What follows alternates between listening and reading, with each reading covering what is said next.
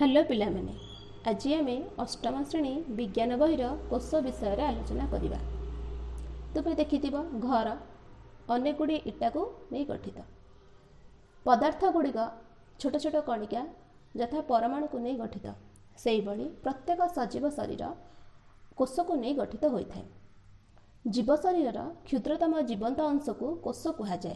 कोष हेउची सजीव शरीर मौलिक गाठनिक क्रियात्मक एकक। तेज चल कोषर आविष्कार संबंध में आलोचना करवा। रॉबर्ट हुक नामक जड़े वैज्ञानिक कोषर आविष्कार करथिले।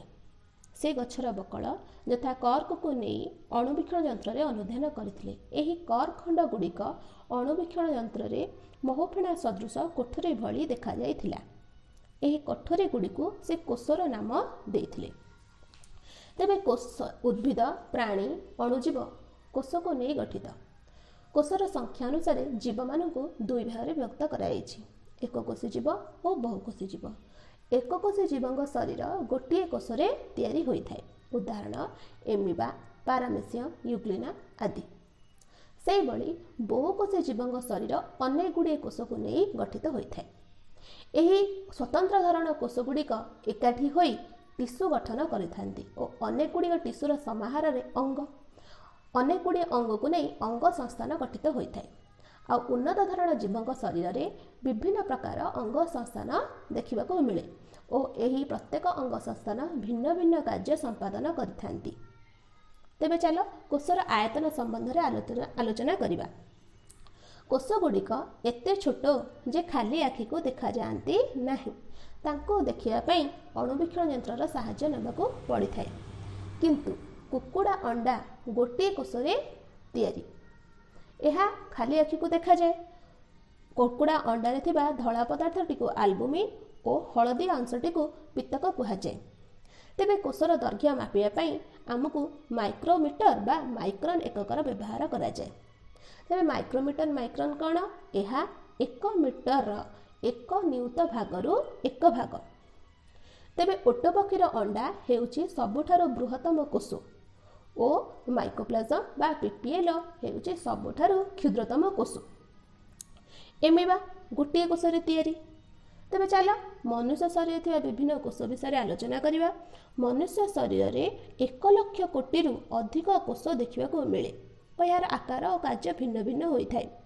किंतु तुम्हें जानवा को आश्चर्य हेब जे प्रत्येक जीवकोष जुग्मज कोषरु आरंभ होता है।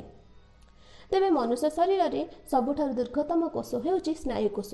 यह शरीर में नियंत्रण समन्वय कार्य करिथाय। से भली रक्त रे थिबा श्वेत रक्त कणिका गोटे कोषरे गठित। यह तार आकृति परिवर्तन करिपारे और रक्त रे थिबा श्वेत रक्त कणिका गुड़िक गोलाकार और आमर पेशी कोष गुड़िक ताकुड़ी परी। तेबे कोषर आयतन विषय तो जानिले। एबे आस कोषर गठन विषय आलोचना करवा। तुम्हें चित्रटी देखि पारुथबा। यह मनुष्यर गालर भितर पटु संगृहित कोष।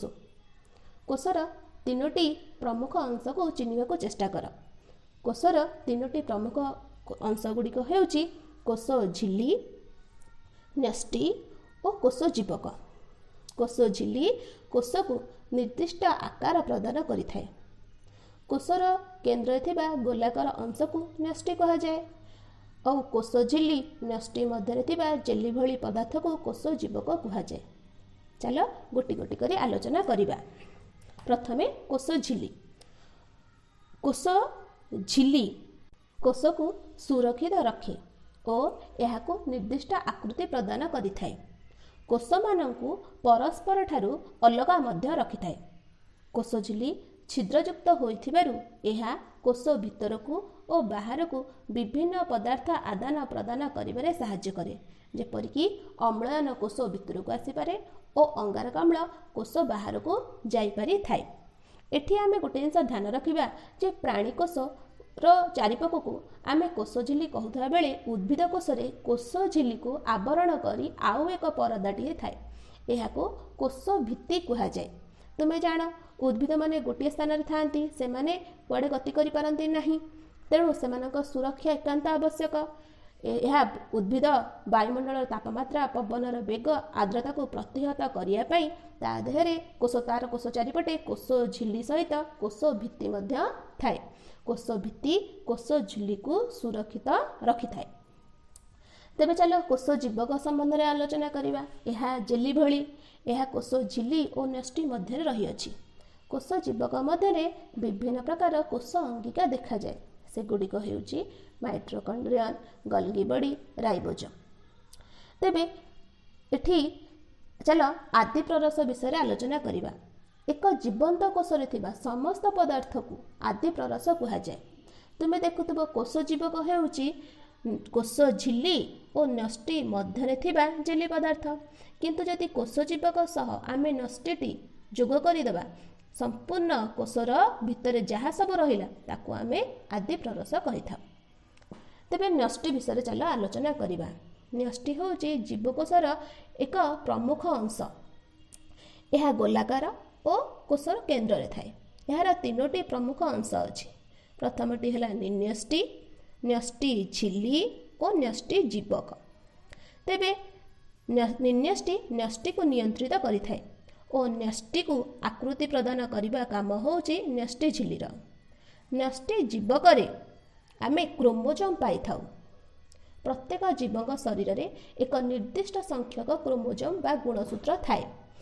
ଗୁଣସୂତ୍ର ଜିନ୍କୁ ବହନ କରିଥାଏ। ଜିନ୍ କ'ଣ? ଜିନ୍ ଗୋଟିଏ ପିଢ଼ିରୁ ପରବର୍ତ୍ତୀ ପିଢ଼ିକୁ ସଞ୍ଚରିତ କରିଥାଏ। ଏହା ଗୁଣର ଧାରକ ଅଟେ। ତୁମେ ଜାଣିଥିବ ତୁମ ବାପା ମାଆଙ୍କ ଗୁଣ କିଛି ତୁମ ପାଖରେ ବି ଅଛି। ତାହେଲେ ଏହି ଗୁଣ ଗୁଡ଼ିକ ପିତାମାତା ଠାରୁ ତୁମ ପାଖକୁ ସଞ୍ଚରିତ କରିଥାଏ ଜିନ୍। ତେବେ ତୁମେ ଚିତ୍ରରେ ଦେଖିପାରୁଥିବ କୋଷର ମଧ୍ୟଭାଗରେ ଥାଏ ନ୍ୟଷ୍ଟି। ନ୍ୟଷ୍ଟି ମଧ୍ୟରେ କ୍ରୋମୋଜୋମ୍ ସ୍ଥାନ ପାଇଥାଏ। କ୍ରୋମୋଜୋମ୍କୁ ଆମେ ଯଦି ଭଲ ଭାବରେ ପରିଲକ୍ଷିତ କରିବା ତାହେଲେ ଏହା ଡିଏନ୍ଏକୁ ନେଇ ଗଠିତ। ଡିଏନ୍ଏର ପ୍ରତ୍ୟେକ ଅଂଶକୁ ଜିନ୍ କୁହାଯାଏ। ଜିନ୍ ଗୁଣର ଧାରକ ଅଟେ। ଆସ ଉଦ୍ଭିଦ କୋଷ ଓ ପ୍ରାଣୀ କୋଷ ମଧ୍ୟରେ ତୁଳନା କରିବା। ଉଦ୍ଭିଦ କୋଷ, ପ୍ରାଣୀ କୋଷ ଉଭୟରେ କୋଷ ଝିଲ୍ଲି ଦେଖିବାକୁ ମିଳେ। କିନ୍ତୁ ଉଦ୍ଭିଦ କୋଷରେ କୋଷ ଭିତ୍ତି ଥାଏ, କିନ୍ତୁ ପ୍ରାଣୀ କୋଷରେ କୋଷ ଭିତ୍ତି ନଥାଏ। ତୁମେ ଚିତ୍ର ଦେଖିପାରୁଥିବ ଯେ ଉଦ୍ଭିଦ କୋଷ ସୁରକ୍ଷା ଦୃଷ୍ଟିରୁ ତାର କୋଷ ଝିଲ୍ଲି ଓ କୋଷ ଭିତ୍ତି ଉଭୟ ଦେଖାଯାଉଥିବା ବେଳେ ପ୍ରାଣୀ କୋଷରେ କେବଳ କୋଷ ଝିଲ୍ଲି ଥାଏ। ଚିତ୍ର ତମେ ଦେଖିପାରୁଥିବ ପ୍ରାଣୀ କୋଷର ଆକାର ଗୋଲାକାର ଓ ଉଦ୍ଭିଦ କୋଷର ଆକାର ଚତୁର୍ଭୁଜାକାର। ତେବେ ନ୍ୟଷ୍ଟି ଝିଲ୍ଲି, କୋଷ ଜୀବକ ଉଭୟ ଉଦ୍ଭିଦ କୋଷ ଓ ପ୍ରାଣୀ କୋଷରେ ଦେଖାଯାଏ। କିନ୍ତୁ ତୁମେ ଉଦ୍ଭିଦ କୋଷ ଓ ପ୍ରାଣୀ କୋଷକୁ ଭଲ ଭାବରେ ଅନୁଧ୍ୟାନ କର। ଉଦ୍ଭିଦ କୋଷରେ ରସଧାନୀ ଗୁଡ଼ିକ ଖୁବ୍ ବଡ଼ ଆକାର ହେଉଥିବା ବେଳେ ପ୍ରାଣୀ କୋଷରେ ରସଧାନୀ ଗୁଡ଼ିକ ଖୁବ୍ ଛୋଟ ଆକାର ହୋଇଥାଏ। ରସଧାନୀ ଜଳ ଧାରଣ କରିଥାଏ। ତୁମେ ତ ଜାଣ ଉଦ୍ଭିଦର ଜଳର ଆବଶ୍ୟକତା କେତେ ଅଧିକ। ତେଣୁ ଉଦ୍ଭିଦ କୋଷରେ ରସଧାନୀ ଗୁଡ଼ିକ ବଡ଼ ବଡ଼ ଆକାର ଥାଏ, କିନ୍ତୁ ପ୍ରାଣୀ କୋଷରେ ରସଧାନୀ ଗୁଡ଼ିକର ଆକାର କ୍ଷୁଦ୍ରତମ। ତେବେ ଉଦ୍ଭିଦ କୋଷରେ ଆଉ ଏକ ଅଙ୍ଗିକା ଦେଖାଯାଏ ଯାହାକୁ ଲବକ କୁହାଯାଏ। ଉଦ୍ଭିଦ କୋଷରେ ହରିତ ଲବକ ଥାଏ, ଯାହା ଫଳରେ ଏହା ଖାଦ୍ୟ ପ୍ରସ୍ତୁତ କରିପାରେ, କିନ୍ତୁ ପ୍ରାଣୀ କୋଷରେ ହରିତ ଲବକ ନଥାଏ। ତେବେ ତୁମ କାମ, ତୁମେ ଏକ ଚାର୍ଟ ପ୍ରସ୍ତୁତ କର, ଏଥିରେ ଉଦ୍ଭିଦ କୋଷ ଓ ପ୍ରାଣୀ କୋଷର ତୁଳନା କରିକି ଲେଖିକି ଦେଖାଅ। ତେବେ ନ୍ୟଷ୍ଟି ଝିଲ୍ଲିର ଉପସ୍ଥିତିକୁ ନେଇ କୋଷକୁ ଦୁଇ ଭାଗରେ ବିଭକ୍ତ କରାଯାଇଛି, ପ୍ରାକ୍ ନ୍ୟଷ୍ଟିୟ କୋଷ ଓ ସୁନ୍ୟଷ୍ଟିୟ କୋଷ। ଯେଉଁ କୋଷର ନ୍ୟଷ୍ଟିର ନ୍ୟଷ୍ଟି ଝିଲ୍ଲି ନଥାଏ ତାକୁ ପ୍ରାକ୍ ନ୍ୟଷ୍ଟିୟ କୋଷ କୁହାଯାଏ, ଯଥା ବୀଜାଣୁ ଓ ନୀଳହରି ଶୈବାଳ। ସେହିଭଳି ଯେଉଁ କୋଷର ନ୍ୟଷ୍ଟି ଝିଲ୍ଲି ଦ୍ୱାରା ଆବୃତ ହୋଇଥାଏ ତାହାକୁ ସୁନ୍ୟଷ୍ଟିୟ କୋଷ କୁହାଯାଏ, ଯେମିତି ଗାଲମୁଳାରେ ଥିବା କୋଷ, ପିଆଜର କୋଷ ଆଦି। ତେବେ ଆଜି ତ ଆମେ କୋଷ ବିଷୟରେ ଆଲୋଚନା କଲେ, ବାକି ଆଉ କେବେ ଆଲୋଚନା କରିବା। ଧନ୍ୟବାଦ।